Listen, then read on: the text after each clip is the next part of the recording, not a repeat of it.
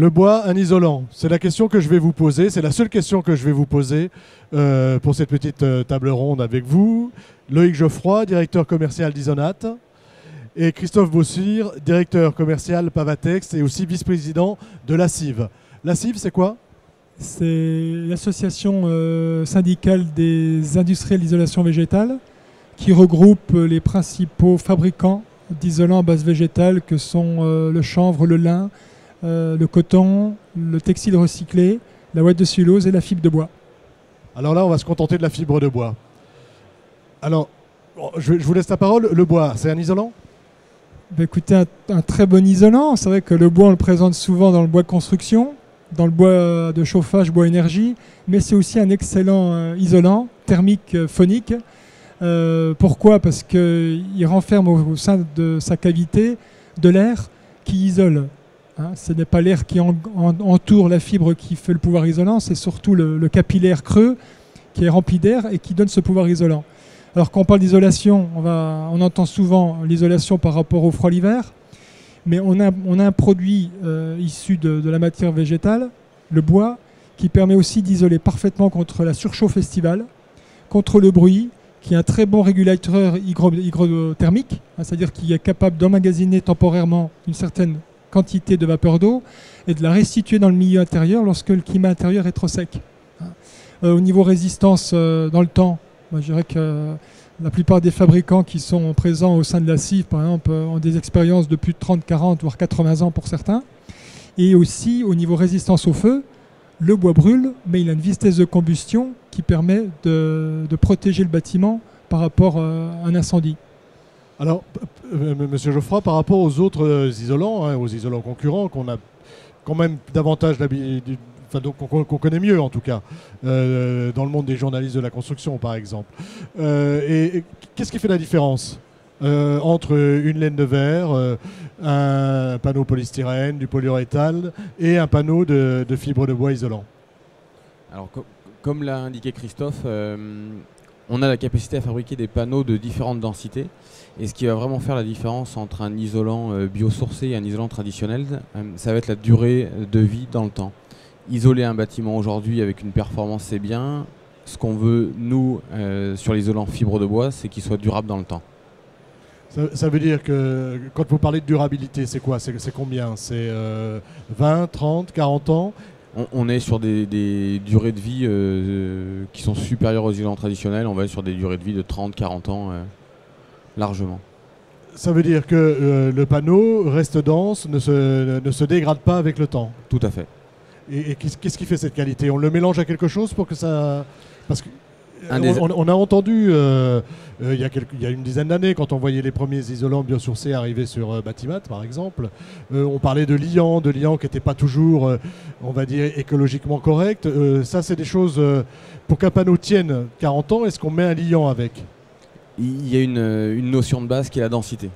Aujourd'hui, nos isolants font au minimum 40 kg du mètre cube et on monte jusqu'à des isolants qui vont faire 180, 200, voire plus en termes de densité. Donc on est sur des panneaux qui sont mécaniquement très résistants.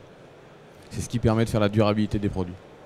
Et dans un panneau fibre de bois, je n'ai que de la fibre de bois? Alors, tout dépend des fabricants. Aujourd'hui, une majorité de produits sont faits uniquement à base de fibre de bois. Certains fabricants mélangent de la fibre de bois avec d'autres types de produits pour augmenter la durabilité. Par exemple, quand du chanvre notamment. Du chanvre notamment. C'est-à-dire qu'on peut aujourd'hui mélanger la fibre de bois avec d'autres fibres pour avoir les qualités de l'un et de l'autre, c'est ça? Tout à fait. Alors, pour quelles applications aujourd'hui Ah si, il y a un produit dont on n'a pas parlé, parce que je sais que tous les deux, vous êtes plutôt sur le panneau, mais peut-être que vous allez pouvoir nous parler de la laine de bois. Là, on est sur un produit aussi qui a des qualités. Quelles sont les qualités de la laine de bois? Alors, dans la terminologie, on entend beaucoup de choses. Non, allez-y sur la terminologie. Vous pouvez me reprendre. Allez-y sur la terminologie. La laine de bois, c'est souvent générique. Oui. Et on caractérise la laine de bois par des panneaux semi-rigides. Les panneaux de fibre de bois, c'est plutôt des panneaux de structure, type OSB médium. Mais quand on dit fibre de bois isolant, des panneaux de fibre de bois rigides isolants, c'est ce que disait Loïc, c'est des panneaux qui sont en densité supérieure à 100 kg. hein. Les 40-50 kg, on va dire, sont réservés à la fibre, à la laine de bois qui se met entre structures, entre chevrons, en toiture, ou entre structures ossature bois pour la construction bois, ou entre ossature métallique pour les cloisons de distribution intérieure. Voilà. Donc on va peut-être parler des applications à travers les différents produits. On parle des applications, hein. Voilà. Isolation intérieure, extérieure, toiture, voilà. Sol. Qu'est-ce que je peux faire avec un isolant bois? Vous pouvez faire tout du sol au plafond, je dirais, avec les produits isolants fibre de bois. Pour l'isolant semi-rigide, c'est pouvoir isoler la toiture entre les chevrons, hein, que ce soit des chevrons classiques ou des chevrons porteurs, hein, entre 6 cm d'épaisseur et voire 200-220, et faire une surisolation extérieure. Parce que dans la gamme des produits qu'on propose, on a des panneaux rigides qui sont aussi par pluie. C'est-à-dire qu'ils ont la double fonction de complément d'isolation par l'extérieur et de produits hydrofugés dans la masse qui fait que le produit fait par pluie coupe-vent. C'est-à-dire que si je mets un panneau en sarking, hein, c'est comme ça qu'on appelle ça, et que je viens rajouter dessus un autre petit panneau, ou est-ce que le sarking fait lui-même le pare-pluie, ou est-ce que je dois rajouter encore un petit panneau? Non, il fait les deux. Les deux. Voilà. On a dans des gammes similaires des produits qui sont bicomposants et qui font l'isolation et l'étanchéité. Voilà. Ouais. Et ça, c'est obtenu par cette problématique de densité dont parlait M. Geoffroy tout à l'heure. Ouais, en général, les produits qui sont face extérieure sont plus denses parce on rajoute du latex en général ou de la paraffine qui permet de durcir le panneau et d'améliorer sa capacité de résistance à la reprise d'eau. Alors, M. Geoffroy, on parle beaucoup d'isolation thermique par l'extérieur. Le panneau de fibre de bois, il est adapté à l'isolation thermique par l'extérieur? Et si oui, en quelle épaisseur et pour quel type d'application? Je peux mettre un enduit par exemple dessus? Alors ce panneau-là est pleinement adapté à l'isolation thermique par l'extérieur du fait de sa densité, du fait des formats des panneaux. Ce sont des panneaux, comme le soulignait Christophe, qui sont traités pour être mis en place à l'extérieur. Alors ou sous une vêture type bardage ou sous un enduit. On peut faire ce qu'on veut? On peut faire absolument ce qu'on veut sur ce type de panneau. Et je n'ai pas besoin de pare-pluie, si j'ai bien compris, si je mets un bardage. Alors, tout dépend le type de panneau, mais sur certains panneaux, effectivement, on peut se passer d'avoir un pare-pluie. D'accord. Alors, on parlait aussi tout à l'heure, là, en préparant, de panneaux de contreventement. Est-ce que ces panneaux de contreventement sont aussi des isolants? Non, ce sont des panneaux de structure qui vont jouer le rôle de voile travaillant au niveau de l'ossature bois, qui vont se mettre du côté intérieur pour faire à la fois le contreventement et en même temps la régulation de vapeur, donc on va dire par vapeur. On s'est rendu compte par l'expérience des constructeurs bois, déjà outre-Rhin, que ce soit la Suisse, l'Allemagne ou l'Autriche, que le fait de mettre le contreventement côté chaud, ça réduisait les risques d'humidité qui stagne et qui se met dans l'isolant ou dans la structure. Donc en freinant la diffusion en amont, là où la vapeur est émise par l'occupant, là où arrive la vapeur, voilà, la vapeur, la respiration, la douche et la cuisine et tout, on laisse migrer cette vapeur à travers le mur sans risque de condensation dans la paroi. Bien sûr en respectant des règles de résistance à la diffusion. C'est un coefficient SD. C'est un coefficient SD. Voilà, donc il y a des règles qui sont données au sein du DTU 31.2 qui est en cours de révision et qui va recalibrer un peu ces données. Mais d'une manière synthétique, on peut dire qu'on doit être 5 fois plus freinant côté chaud que ce qu'on laisse passer côté froid. Voilà. Alors, sur la certification des produits cette fois-ci, est-ce qu'en France, on aime bien les garanties, on aime bien les certifications, on aime bien aller voir la CERMI par exemple. Est-ce qu'aujourd'hui, les produits panneaux bois, laine de bois, sont certifiés et quel type de certification vous avez? Donc déjà, il faut savoir que les panneaux isolants fibre de bois sont normalisés en Europe sous une norme EN 1371. Donc là, ce sont des produits qui répondent à des standards unifiés en Europe.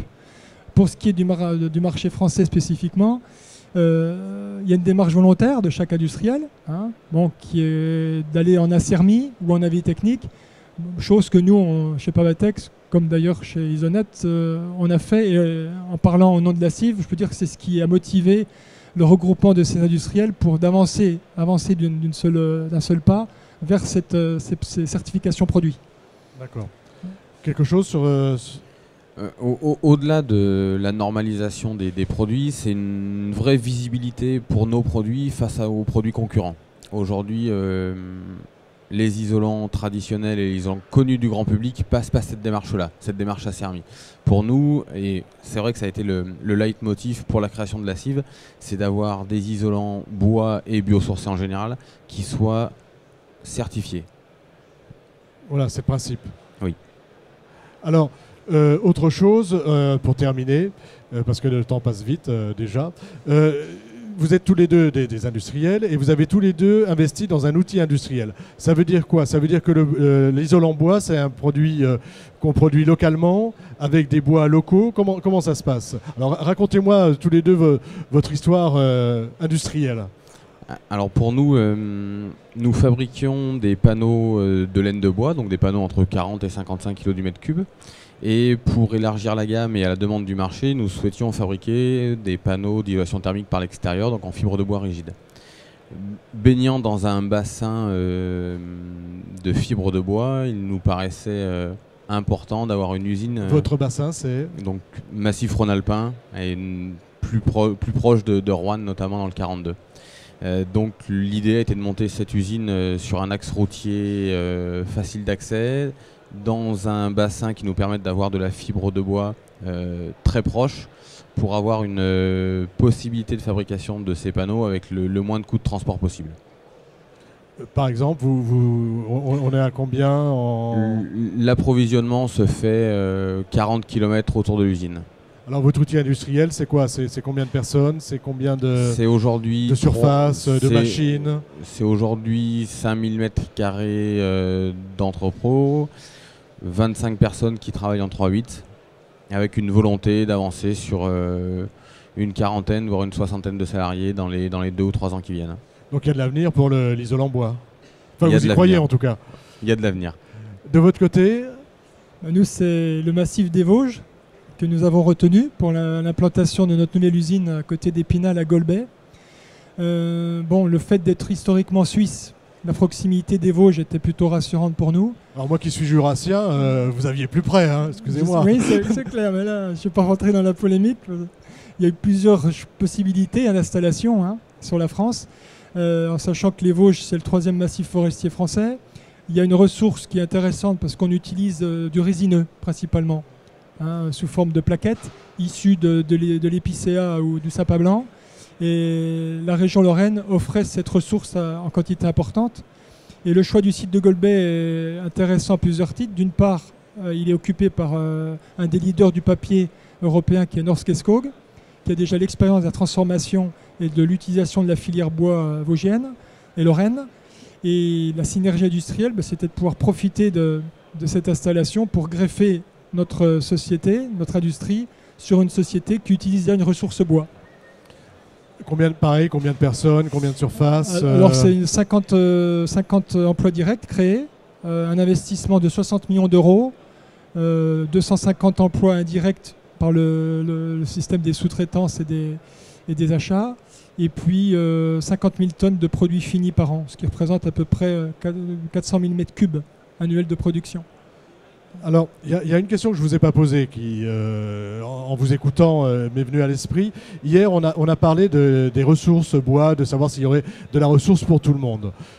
Question, est-ce qu'on coupe des arbres uniquement pour faire des isolants bois ou quel type de matière vous utilisez pour faire vos isolants?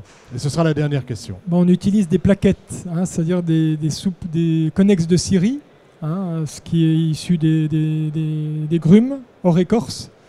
Et il y a un conflit en ce moment, quand je dis en ce moment, c'est depuis plusieurs années sur la ressource, puisque vous avez le bois énergie qui a pris des parts importantes dans la ressource.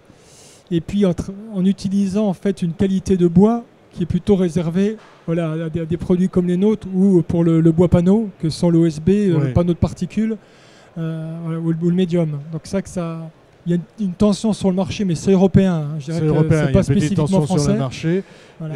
Mais il y aura quand même parce que vu le développement que vous avez envie de faire, que vous êtes en train de faire, si on n'a pas de ressources, ça veut dire qu'il va peut-être falloir aller la chercher plus loin? Non, c'est pas le but.